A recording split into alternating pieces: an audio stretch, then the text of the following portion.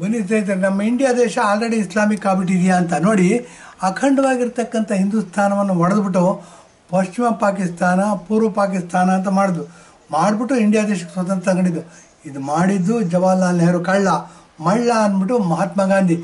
ಏನು ಅಂದರೆ ಮಹಾತ್ಮ ಗಾಂಧಿ ಅಂಬೇಡ್ಕರ್ ತಲೆ ಸವರ್ಬಿಟ್ಟು ಅಂಬೇಡ್ಕರ್ನ ಬುಟ್ಟಿಗೆ ಹಾಕ್ಕೊಂಡು ಅಂಬೇಡ್ಕರ್ನ ಹೊಲಿಸ್ಕೊಂಡು ಅಂಬೇಡ್ಕರ್ನ ಕನ್ವಿನ್ಸ್ ಮಾಡಿ ಸೆಕ್ಯುಲರ್ನ ಹೊರಡನ್ನ ಸೇರಿಸ್ಬಿಟ್ರು. ಅಂಬೇಡ್ಕರ್ಗೆ ಇದು ಇಷ್ಟ ಇತ್ತೋ ಇಲ್ವೋ ದೊಡ್ಡ ಕ್ವಶನ್ ಮಾರ್ಕು.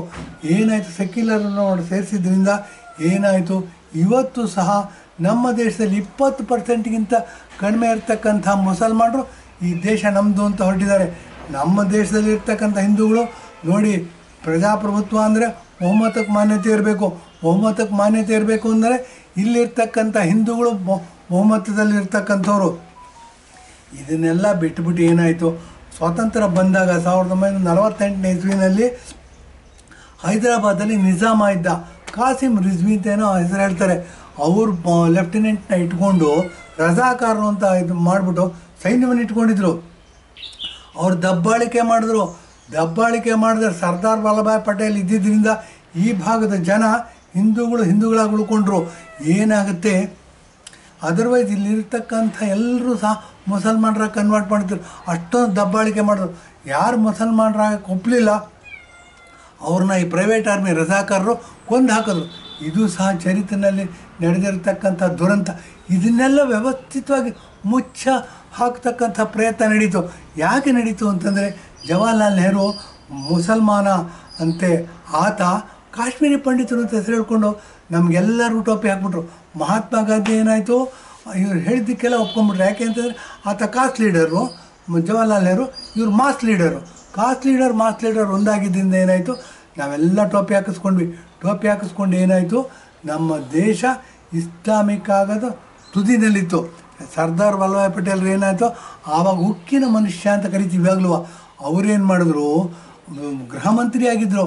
ಅವರು ಸೈನ್ಯವನ್ನು ಕಳಿಸ್ಬಿಟ್ಟು ಹೈದರಾಬಾದ್ನ ವಶಪಡಿಸ್ಕೊಂಡು ನಮ್ಮ ದೇಶದಲ್ಲಿ ಸೇರಿಸ್ಕೊಂಡ್ರು. ಹೀಗಾಗಿ ಹೈದರಾಬಾದು ಮತ್ತು ಸೌತ್ ಇಂಡಿಯಾ ದೇಶದಲ್ಲೇ ಉಳ್ಕೊಳ್ತು.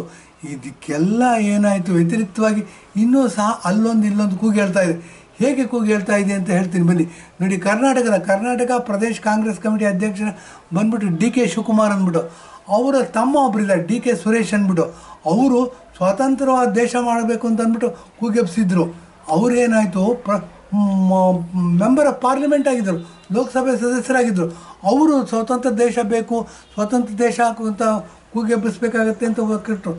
ಅವನು ಪ್ರಮಾಣ ವಚನ ತಗೊಂಡಿರ್ತಕ್ಕಂಥವ್ರು ಅಖಂಡತೆ, ಐಕ್ಯತೆ, ಸಮಗ್ರತೆಗೆ ಭಂಗ ಬಾದಂಗೆ ನೋಡ್ಕೊತೀನಿ ಅಂತ ಪ್ರಮಾಣ ತಗೊಂಡ್ರೋರು ಈ ಥರ ಹೊರಗಡೆ ಬಂದು ಮಾತಾಡ್ತಾರೆ ಅಂತಂದರೆ ಇದು ನಮ್ಮ ದುರಂತನೇ ಹೌದು. ನಾವು ಹಿಂದೂಗಳು ಏನಾಗುತ್ತೆ? ಏನೋ ಹುಚ್ಚು ಮುಂಡೆ ಗಂಡ ಮಾತಾಡಿದ್ದಾನೆ ಅಂದ್ಬಿಟ್ಟು ಸುಮ್ಮನೆ ಬಿಡ್ತೀವಿ. ಅದು ಹಾಗಲ್ಲ ರೀ.